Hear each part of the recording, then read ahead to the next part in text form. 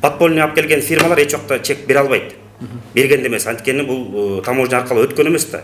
Мыйзамсыз иш кыла берсе болот экен дагы. Элдер сизден табып калганда сизге арыз менен мыйзамдуу кайрылыш керек экен да. 18 000 сомго темир сатып алсак, бизге чегибизди бербей атат деп бирөөнө кайрылдыңызбы? Кимге? Прокуратурагабы, милициягабы бирөөнө кайрылдыңызбы? Бул жанагы темирди сатып алуудагы анын кадамдары мыйзамсыз болуп эсептелинет. Аны сиздер билип атпайсызбы? Бекер деп турат. Бекер, операция бекер деп турат. А темир сатып алуу үчүн, темирди алуу үчүн 18 000 сом деп тур. Ким алса ошол берет кайра 18 000 сом. Толугу менен алынган сумманы кайтарып беришти. Мыйзамсыз иш кылып атат. Мыйзамсыз да. Ал мыйзамдуу. Кантип мыйзамдуу? Аны кагаз көрсөтсөңүз, Эгерде менин дарыгерим ошол дарыгер Кыргызстанга темирдин бар подпольно келет. Эч ким чек бере албайт эле кандайчы? Мыйзамсыз. Аны силер билгенсиңер. Эми жанагы гостиницаңарды эмне кыласыңар? Гостиница бизде жок. Өткөн эфирде Токмок шаардык бейтапканасындагы кемчиликтер тууралуу сөз болгон. Анын ичинде 18 000 сомго бейтаптын чыканагына темир салуу боюнча тема козголуп, уланысы кандай болгондугун айтып берерибиз деп убадалаганбыз. Эмне кагаздар экен, кайсы фирма экен деген сыяктуу суроолор. Бүт кагаздарым бары, качествосы, сертификациясы, лицензиясы, Кыргызстанга катталган каттоо номерин бүт бары байке мен өзүмдө, ал меники менчик, мен силерге бере албайм. Ал силер сатып алдыңар темирди? Эми сатып алганы, ал сатып алып атасыңар деп айтылды. Мен ошол жерде турам, официально катталдым байке деп. Мисалы бир негизи менчик окат, бир тараптан бир жактан экинчи жакка сатылгандан кийин экинчи адамдын менчиги болуп эсептелинет да, мисалычы. Анан ошол менен ошо документтери дагы анын баягы көрсөткүчтөрдө бүт баары чогуу кетет да. Анын менчигине жатпай калат да. Ошондо кандай сиздер суроо берип, мен берген суроону берип көрдүңүз бош керек э? Мен ошентип айттым, түшүнсөм, ошол жакта мен силерге колуңарга бере албайм, келип көрсөңөр болот деп койду. Сүрөткө тартып кетти. Мен сөзүн токатер суроону токатерин берейинчи. Мисалы 18 000 сом жанагы жигит келинчегинин колундагы темирге деп бериптир. Ошол темирди сиздер 18 000 сомго сатып алганыңыздарды ошол бейтапка кантип далилдеп бересиздер? 18 000 сатып алдык деппи? Аны эми травматологиянын бөлүм башчысы өзү темирди заказ берип, анан тигинин акчасы чакка берген ошолор эле доказывать этет. Анда ошо доказывать этип бербейби, же болбосо 18 000 сом кайтарып берсин мындасыр. Балким аны битбекер акча калды.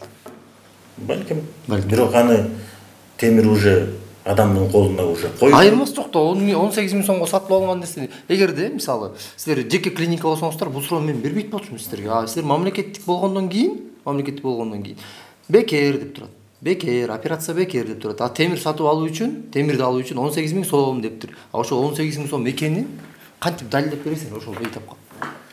Кантип мынакей, же болбосо мына 18 000 сом сатып алдык. Мындай темирге, мынакей, чеги мына. Пожалуйста. Онда банк аркылуу төлөндү, же болбосо мындай наличке төлөндү, мынакей болуп керек болчу. Туура. Дейт да. Аны кантесиңер? Муну тиги травматологиянын бөлүм башчысы ошол фирмадан алып атканда чегин ала келип буга берип коюш керек болчу. А бербепти, эмне кыласың? Кантесиз? Ал мен ага тапшырма бергем. Ал тиги ошо бала өзү жана Ханифеме деген бул Кыргызстан жаран эмес экен, өзү ирандыкпы же Турцияданбы, ошол жактын жараны экен. Ал сертификат бүт баарын бияка келгенде мага кел берем дептир. Жок, эми ал маселе сиздердин маселе. Ал чын айтканда керек болсо мен аяка барбай да койсом болот да. Ал менин маселем эмес. Сиздердин маселе болуп калат да. Тиги жанагы 18 000 сомго сатып алган киши бейтаптын да маселеси эмес да. Сиздер ортомчу болуп ошол темирди сатып алып келип берип аткандан кийин анын документин текшерүү, анын гарантиясын, жана чек мегине сиздер жооптуу болосуздар да. Негизи. Анан андай болсо 18 000 сом кайтарып бериңиз. Чек көрсөтүп албасаңар. Анда бул мыйзамсыз акча. Эми аны тиги оорулуунун өткөндө жолдошу силер чыгып кеткенден калган кабинетте мен сурадым. Арыз жаз дедим. Кагаз түрүндө арыз жаз. Менин дарыгерим сенден 18 000 сом алды. Мондай темир алып келип, менин келинчегиме операция кылып берди, ошо 18 000 темирин койду деп арыз жаз. Сен арыз жазсаң, мен ошо арыздын негизинде мен чара көрөм дедим. Арыз жазган жок, байке мен жазбайм арыз. Темирди коюп берди, келинчегимдин колу мына операция кылып берди, сөөк сыныкты бүтөдү, мен жазбайм дедим. Макул, ал жазбай эле койсун. Жазбай эле койсун. Бирок сиздердин кылып аткан иштериңер мыйзамсыз болуп атса, агабы, бизгеби, эмне коомчулук көрүп атат. Бул бир эле ал бала эмес. Бул ал сыяктуулар буга чейин да болгон, эми да болот да, мисалчы. Эми да келет. Келбей койбойт, келет баары бирчи. Анан сиздер кантип ошол акчага алып атканыңарды далилдеп бересиңер деген суроо болот. Түшүндүм аны. Эми мындан кийин келгендерин баарын мен бөлүм башчыга айттым. Жериңиз мындан кийин ушул иштен баштайлы анда. Ушул иштен жанагы 18.000 сом ким алса ошол акчасын төлөп берсин же чегин көрсөтүп берсин бизге. Аны мен мындайын травматологиянын бөлүм башчысына Дамир Арпековичке айттым. Оорулар тилекке каршы кырсыктап түшөт экен.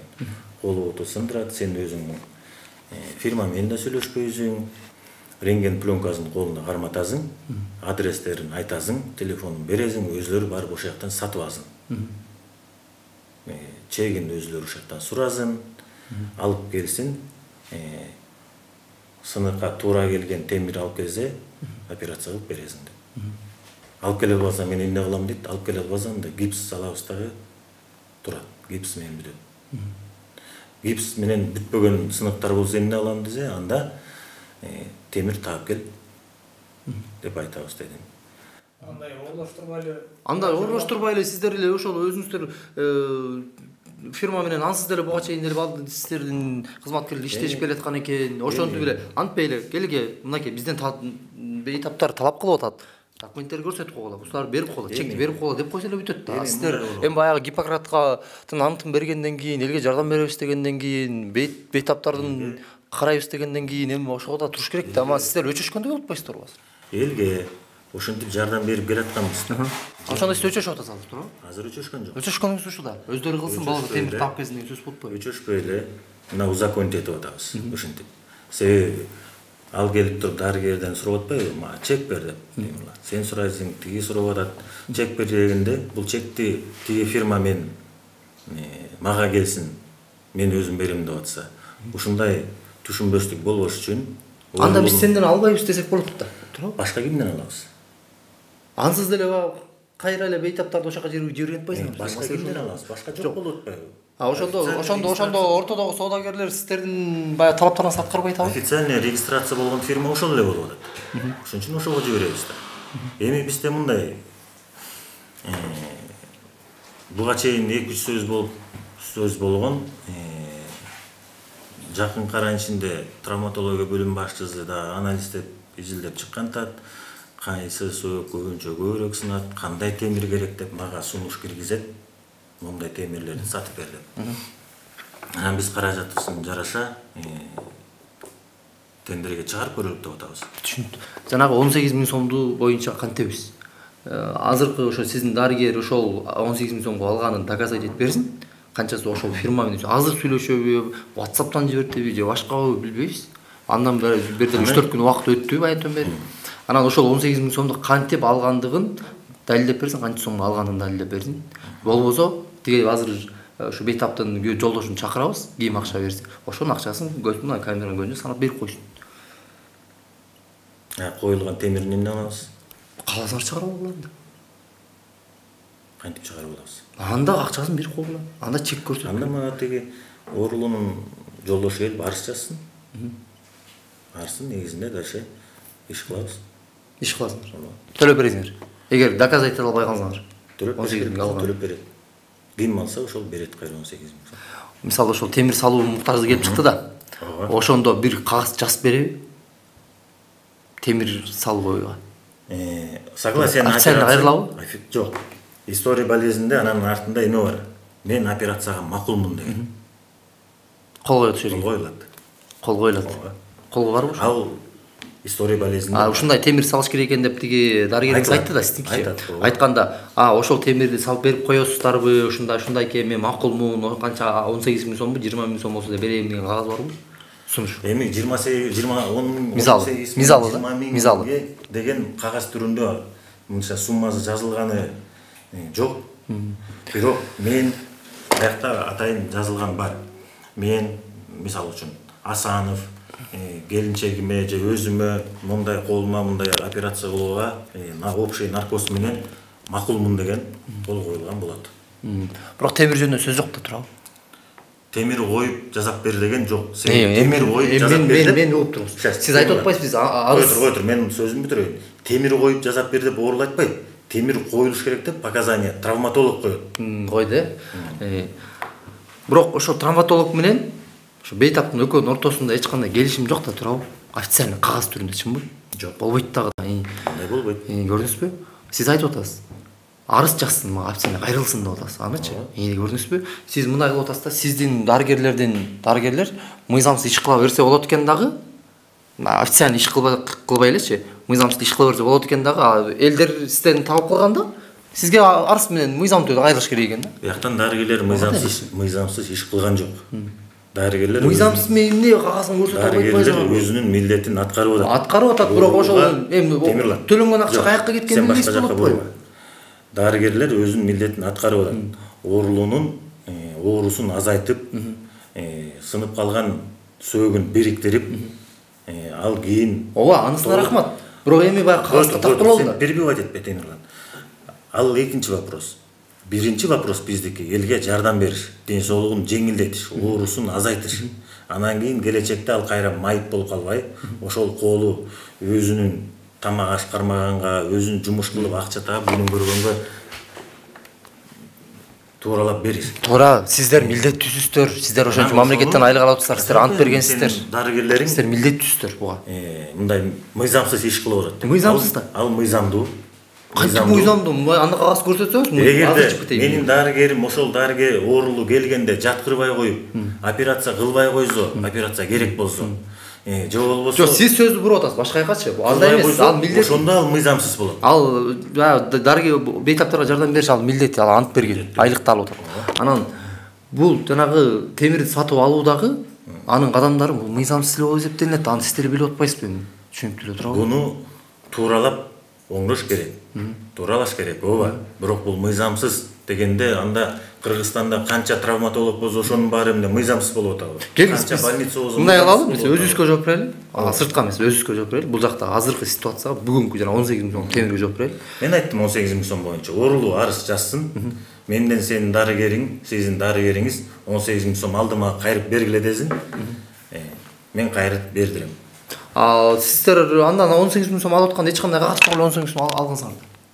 Мен 18 миң сом алган эмесмин, мен травматолог. Сиз көрдүңүзбү, сиз мындай, сиз өткөн эфирде өзүңүз айткансызда, мен деген ошо дарыгерлерим үчүн эч ким барбайлы го, мен өзүм жооп берем, кеп башым менен. Анан сиз кайра эле, жок, мен кылган жокмун, тигилер кылды деп, аларга эмне түрдө? Анда ошолорго барып сөө бере берейин анда. Мен айтып атпайм сага. Мен моралдык жооп берем. Арыз түшсө, чакырып травматологду дагы, оорулууну дагы алдың беле, бергем, алгам десе, алып келип кайра бердим. Арыз жазып коюшу маселе эмес. Болгону бул жерден сиздерчи баягы ал бейтаптан алып атканда сиздердики оңой болот экен да, кайра бере келгенде арыз жаз деп баягы бюрократтар тыкамай экен да. Ошол арыз түрүндө болот да, кагаз түрүндө. Анда сиздер ошо кагаз түрүндө мыйзамдуу кылбайт белеңер, ошо тигине акча алып атканда. Кагаз түрүндө бар да, тиги мен операциясына макулмун деп коюлот. Акча жөнүндө сөз болот биякта. Сүйлөшүлгөн да акча жазалар менен.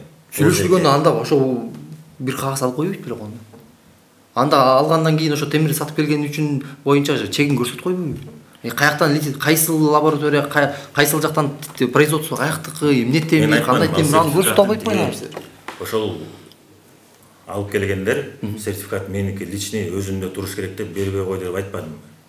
Сиз айтып атасыз, ооба, сиз айтып атасыз. Ага биздин дагы ошо бейтаптын дагы ал маселе менен баш оорубаш керек. Бул маселе силердики эмнеге деген ортонуп сиздер болуп атасыздар, темирди сиздер алып келип атасыздар. Ооба. Анын үчүн силер жооп берип атпайсыңар. Анан кайра ал тигак бербей койду деп отурган эми бул эми жетекчисиз да эми. 18 миң сомун бердире аласыңар деп кайрып. Мен айтпайм, кайрып бере алам. Кайрып бергиле. Азыр мисалы ар бир товар сатылса, ККМ жөнүндө түшүнүк жакшы эле болуп калбадыбы элдин баарында элечи. Анан ошондо Сиз айтып атпайсызбы анатамир? Жок, мыйзамсыз айтканым туура эмес, мыйзамсыз айтканым туура эмес деп. Мыйзамсыз экен да. Ал сиздерге чек бербей атса, же чегин кандай кылганын түшүндүрбөй атса, ал мамлекетке салык төлөбөй жүргөн фирма экен да. Темирла, сен биздин медиктердин кылган ишин баарын мыйзамсыз кылып салып атпайсың. Дарылаганыбызды мыйзамсыз кылып салып. Мен ал жөнүндө айткан жокмун. Мен сатып алуу жөнүндө айтып атам. Дарылаганыбыз. Жок, сиз меничи, мени Кыргызстанда жалпы медиктерге тукурбаңыз антипчи. Сиз медиктерге мен жаман көрсөтүп атасыз. Сиз сөздү бурбаңыз, өзүңүз сөздү бурбаңыз. Мен бул жерде медиктердин кылган иши жөнүндө жасаган операция жөнүндө сөз болгон жок. Биз ага рахмат эле айтабыз. Андан башка эчтеке дей албайбыз. Болгону бул именно ушул жердеги жүргүзгөн темир боюнча соодаңыздарда чала чийки болуп аткан жөнүндө сөз болот. Өзүңүздөр аны түшүнүп атасыз, бирок мен чала чийкини незаконный деп эди. Незаконный анда кагаз көрсөтпөйсүзбү? Мыйзамсыз. Фирма айтпадымбы? Ал менин өзүм мен чегем. Анда мыйзам, анда талап кыла албасаңар, анда эмне аны сатып алдыңар анда?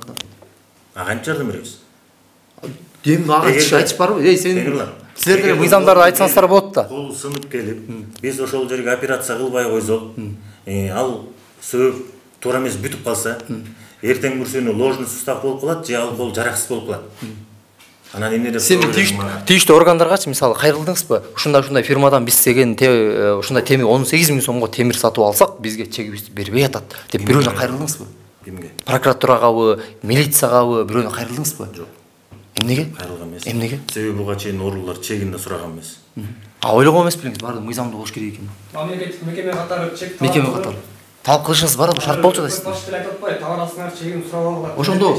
Ошондо мисалы сиз деген ошо талап кылган жокмун деп атпайсызбы? Талап кылган жокмун, буга чейин сураган жокмун деп. Ошондо ал фирманын менен сиз эмне сүйлөшүп алгансызбы, кандай? Эч кандай сүйлөшүп алган эмес. Ал мамлекетке салык төлөбөсө, силерге чек бербегени бул салык төлөбөдү деген сөз алчы. ККМ деген жок деген сөз ал. Мен жооп берейинчи. Хорошо. Сиз азыр просто жалпы Кыргызстандын травматологдору үчүн сиз азыр отчитываетсиз. Мен эле жооп берейинчи. Келиңиз. Келиңиз бияка.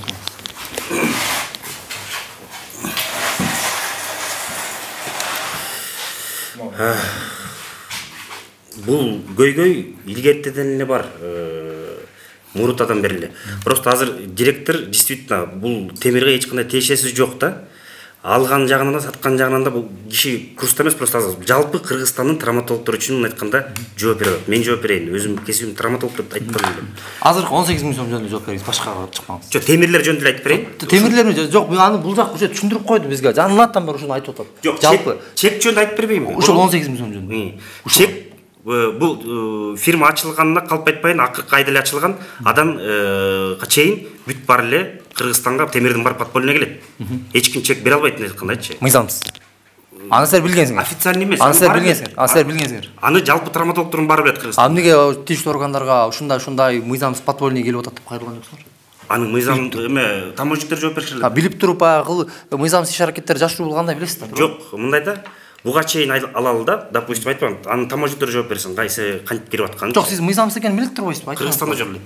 Больной бейтап келди, колун сындырып. Сенде темир жок турабы? Сен аны айтпайсың да, бар таап кел көчөдөн барып, мен жазабайм деп. Азыр ушундай эле болгон да, мисалычы. Биз жанакы сиз көтөргөн маселеден кийин биз мындайга айттык да травматологдоргочу. Мындан кийин тура бейтап менен дарыгердин ортосунда соода болбош керек. Акча маселеси болбош керек. Болгону рецепт жазып берип, пациент еще азыр айтпайм, жакыркын карада фирма ачылып калыптыр. Ошол фирмадан барып, мындан кийин өздөрү алып келсин дедик. Өздөрү алып келсин. Эмнеге дегенде? Мисалы бейтап өзү ооруп, жаны кейип турса ал кантип? Антпейде сиздер ошо могул бир кагаздычы, фирма, могул лицензияң барып ошону көрсөтүп кой, анан могуну бизге чекти берип кой дегенден эринип атасыздарбы? Эринген жок. Доктор менен пациенттин ортосунда вообще акча маселеси болбош керек. Чек көрсөтүп койсо ал маселе болбойт ал. Жок, азыр мисалы биз илгертен бери айтып келатканбыз, темирди бизге сатып бериңиздер. Биз ошонун баарын бейтаптарга бекер коебуз деп. Мисалы ошол эле Россия, Казакстандын баарында ошондой экстренный темирлердин баарын больницаларда бар. Силер министрликке айтып келаткансыңар, Министрликке айтып келаткансыңар. Бул көйгөйдү баары эле билет. Илгертен бери эле. Темир маселе 2 жылдан бери эле көтөрүлгөн, илгери эле. Бул ачыкка чыккан 2 жыл мурун чыккан. Ушундай көйгөй бар Кыргызстанда. Темир маселеси бар. Больницаларда темирлер жок абсолютно. буга чейин бар эле Кыргызстанга темир подпольно келчү, аны бар бүт травматологдор билет Кыргызстан боюнча. Могу жакын арада эле фирма ачылыптыр. Мындан кийин биз мисалы пациенттерге рецепт жазып берип, ошол фирмадан барып бейтаптардын тууганыбы алып келип берет, ошону коюп берет рецепт менен. Биздин больницада жок болсо ал темир, биз кантип коюп бере алабыз? Ал бейтап мисалычы травматолог эмес, ал темирдин кандай экенин билбейт, ал адис эмес да. Врач рецепт жазып берет. Десеңиз? Рецепт жазып берет. Ал балки мага башкача темир берип коет. Рецепт жазып берет да. Рецептти кандай жазып берет? Ошо менен алып келет. Анатомический рецепттер жазып берет, канча фигурный, кандай тейшиктер менен жазып берет. Азыр мисалы эле простой пример, азыр бизге бейтап түшүп калды дейли. Түшпөй эле койсун, түшүп калды сыныгы менен. Азыр ошону бизде жок больницада. Туурабы? Аны кантип алып келиш керек? Мурун врачтар алып келдирип аткан. Туурабы? Жанакынтип акча маселеси. Подпольный алып келген фирмалар эч жакта чек бере албайт. Бергенде эмес, анткени бул таможня аркылуу өткөн эмес да. 18 миңдикте чек бере алат деп ойлойсузбу? 18 миңдикти? Азыр калай? Эми ал кайсыл фирмадан алып келди, врач өзү жооп берет деди мына директор. Жок, ошо фирма жөнүндө сиз жанатан бир айтып атпайсызбы ушул? Мен айтпайм, бул вопростун азыр эртең мисалы бейтап түшсө, сиздер кантип ойлоп атасыздар, эми бул маселе кантип чечилет деп. Бул маселе сиздер иштеп аткандан кийин бияктан сиздер. Бизде акча маселеси болбош керек бейтап менен доктурдун ортосунда. Болбош керек. Болбош керек. Сиздер ошол сунуштап, мынакей ушул жерден аласыз, мынакей чеги мондай, мынакей алса болот да, туурабы? Мына эми директор силер болгонучу жоопкерчиликти өзүңөрдөн азыр түртүп, бейтаптар менен силер тирешип атасыңар. Азыр айтыңыз боюнча сиз болгон ошо лицензияны сурап, чек сурап койгондон ээрнип атасыңар. Ошон үчүн ушундай жолго барып атасыңар азыркы. Жок, мындан кийинчи биз ал фирма бизге алып келип бербейт да бул жерге. Сиздер өзүңүздөргө жаман кыласыздар. Эмнеге алып келип бербейт? Эмнеге алып келип берет ал? Аны деле товар өтүш керек да. Товар өтүп ошол фирмага айтып көрөлү, алып келип бересиңер деп. Биз мисалы ал мен тааныбайм даже аларды. Алып келип каяктан билесиз алып келип бербейсин? Эми бейтаптар сурап көрөт да. Биз мына директор айтпайсыз, алып келип бербейт деп мындай кезе айтып атпайсызбы? Каяктан билесиз алып келип бербейсин? Может алып келип берсе буга чейин алып келип бермек да. Алып келип берген турбайбы? Бирок кагазын бере албайт турбайбы? Аны врачтар заказ кылды да. Туурабы? Бейтап аркылуу. Көрдүңүзбү, эми заказ кылды деп атпайсызбы? Заказ кылгандан кийин талап кылып алыш барбы? Ошонун чегин мен бияка көрсөтөм. Эми аны кайсыл фирманын алды ошол врач өзү жооп берет деди директор. Бирок көрдүңүзбү, өзү жооп берет дедиби? Өзү жооп берет. Бирок жана биз өткөндө да келгенде, азыр да келгенде директор катары мен жооп берем деп айтат. Ошон үчүн ошол жерде отурабыз. Болсо биз врачтын өзүнөн сурап алмакпыз, сиздерге убакыт тооротпойт. Андан көрүп келечекте ойлосок болмок азыр. Себеп дегенде бейтаптарды эмне болот деп ошонун көйгөйүн көтөрсөңөр болмок. Жок, отсаңыз биз ал көйгөйдү биз өзү көтөрөбүз. Сиз рахмат сунуш бергениңизге. Биз аны эске алабыз. Көтөрсөңөр болмок ал көйгөйдү. Азыр больныйга жатып калды бейтап. Эмне кылып чечебиз? Сиз мындай кылсаңыз, ал көйгөйдү кое турупчу. Бүгүнкү өзүңүздөрдүн кылган аракеттериңизге жооп бериңизерчи. Врач жооп берет дебеди. Врач алган врач жооп берет деп. Жооп берсин анда. Жок, ошол жака барып. Ал врачтын жумушу бүттү кетти да. 2,5 чейин иштейт. Бир ставкада иштейт. Бир ставкада 2,5 чейин. Эртең менен качта келип жумушка? Эртең менен саат 8-де бул жерде. Толук алган болбойбу? Толук алган болбойбу? Жумушка. Толук күн иштегенге болбойбу? Ставкага жараша берилди да. Сиз өзүңүз айтып атасыз, азыр бир пациент келди, аны ким карайт? Ким карайт анда? Жок, дежурный врач бар да. Дежурный врач бар да башка. Заведующий кантип? Жетекчи. Заведующий болуп кантип бир ставка менен иштейт? Бир ставка болгон 2,5 кийинки маселеге ким жооп берет анда? Кеп ошондо. Дежурный врач бар. Дежурный врач бар. Жооп берет. Анда 2,5 кийин дежурный врач неме заведующий экен да? Бир сутка ошол кийинки эртең менен чейин ошол киши жооп берет болду. Анткени дежурный врач ал. Көрдүңүздөрбү, Кыргызстандагы баягы медицина болгон нараазычылык ушундан да. Барсаң эле очередь, барсаң эле күттүрөт, барсаң врачтар 2,5-да, 2-де 3-кө чейин обед убагында кетип калат деп. Ал жерде ал врач бар да. Аны эл түшүнбөйт да. Врач турат ал жерде. Жок, аны эл түшүнбөйт да. Эл түшүнгөндө врач бар да. Азыр бирөө келсе врач карайт бар да. Бирок баягы ушул сыяктуу мерчемдүү суроолорго болгондо жооп жок болот. Азыр эмне кылабыз? Биз жооп беребиз. Анда жооп бербейсиздер, анан эмне врачка түртүп атасыңар кайра? Жок, квитанциясы боюнча дебеди ал. Бизде уруксат берсе, мисалы Минздрав, ФОМС, өкмөт ушул проблеманы чечип берсе, биз мына өзүбүз тендер коюп, закуп кылып алып, больницага толтуруп коебуз да ошол темирлерди. Ошонун темирлерин баарын элдердин баарына, түшкөндөрдүн баарына, бул экстренный помощь да анын баары. Бүт бекер коюлмак. Бул көйгөй канча жылдан бери чечилбей келди. 2 жылдан бери бул жанакы заведующий ошол айтып атпайсыңар азыркы травманы. Бул экөөбүз, мен да травматолог болгон үчүн бул сөздү 2 жылдан бери көтөрүп келатабыз биз. Бул суроону мен ФОМСка да бергем келгенде. Бизге темирге алганга уруксат бериңиздер деп. Бирок буга чейин действительно фирма жок болчу, делодон өтчү эмес экен. Кыргызстанда фирма жок, катталган фирма жок. Сиз менин дагы бир суроомо жооп бербей койдуңуз да. Сиздер ошонун баары подпольный дедиңиз да. Подпольный деген сөз бул мыйзамсыз деген сөз. Туура, мыйзамсыз кемчү. Анан ушунун баары элдин баары билчү, сиздер билчү атасыздар. Ошону билип туруп бир органдарга кабарлап койгон жок экенсиңер го. Биз эмне үчүн кабарлашыбыз керек эле? Мисалы Кыргызстан ар бир жараны мамлекеттик кызматкер болобу, жаран болобу айырмасы жок, мыйзамдык иш аракет болуп атса сөзсүз түрдө билдирүүсү бул милдеттүү билдиргенгечи тийиштүү органдарга. Жок, ал үчүн таможня бар да.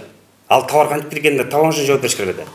Бирок сиз ошондо көрүп туруп деле көз чумуп коет экенсиз. Мейли, таможня ошол жакта жаман экен, иш кылбаптыр. Сиз айтып койсоңуз балким иш болот эле, мындай иш болбойт эле. Жок, ал кезде биз жетелечиликте иштечү эмеспиз.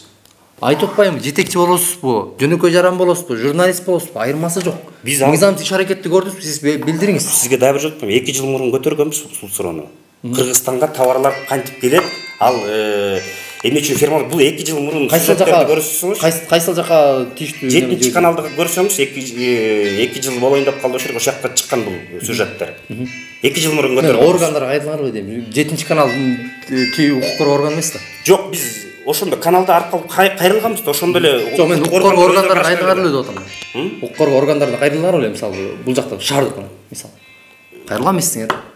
Эмне үчүн кайрылыш керек? Сюжеттен көрүлгөн ошонун баары. Меске кандай 4-үнчү жолу айткан атам мен. Мыйзамсыз иш аракетти адам көрсө, ошону укук коргоо органдарына билдириш керек, жакынкы милиция бөлүмүнө, прокуратурага билдириш керек. Ким сиздер бересиздер? Сиздер билдирбептирсиңер да туруп. Ошону билдирип бергенбиз 2 жыл мурун. Милициягабы? Жок, прокуратурага. Эмеге, журналисттерге. Журналисттер укук коргоо органы эмес да, алар болгон маалымат таратуучулар. Сиздердики көрүп реакция бериш керек го дейм. Өздөрү эле. Кыскасы берген эмессиңер, ушинтип жооп беребиз. Биз официалдуу түрдө берген эмеспиз, бирок журналисттерге бергенбиз. Рахмат. Эми жанагы гостиницаңарды эмне кыласыңар? Гостиница бизде жок. Гостиница деп палата деп айтсаңыз, мындай. Палата эмес, ал гостиница. Эми аяктан номери турат. Ал мыйзамсыз ал. Ал мыйзамсыз боюнча. Ал өзүм билем дейм. Ал мыйзамсыз боюнча мына выговор алышты. Чара колдонду. Ал жакта кантип мыйзамдаштырасыңар эми? Ал жакта түшүп аткан акчаларды. Аяктан түшпөйт. Кандай түшпөйт? Төлөп жатып атабыз деп айтты. Эми азыр барып сурап көрбөйсүз, төлөп атыптырбы? Маселе. Урматтуу көрүүчүлөр, жогоруда көрдүңүздөр. Бул жактагы жетекчиси дагы, орун басары дагы мен жооп бере коем деген. Кайра эле өздөрүнүн дарыгерлерине төңкөп тынды. Жана дагы алган темирлерине бир дагы бизге кагаз көрсөтө алган жок. Жана дагы сатып алган фирма биз силерге бербейбиз деп койду депчи. Эми бул эми кечирип койгула, бирок эми кичинекей баланын сөзү да. Мамлекет ушундай чоң шаардык бейтапканада жетекчи болуп турган адамдын деңгээлиндеги сөз эмес бул. Бул биринчиси. Экинчиси, кайсыл жакта болбосун, кайсыл гана товар болбосун сөзсүз түрдө ККМ аркылуу өтүшү керек деп президенттен бери айтып атат. Бирок ошону билип туруп, ошону көрүп туруп, ушундай баягы ошол фирманын мыйзамсыз иштеп жаткандыгын көрүп туруп, кол кушурганы бул жетекчиликтин моралдык жактан жооп берүүсүнө туура келет го деп ойлойбуз. Анан бизге дагы ошо кийинки жуманын башталгыч иш күнүнө чейин убакыт бериш сурашты.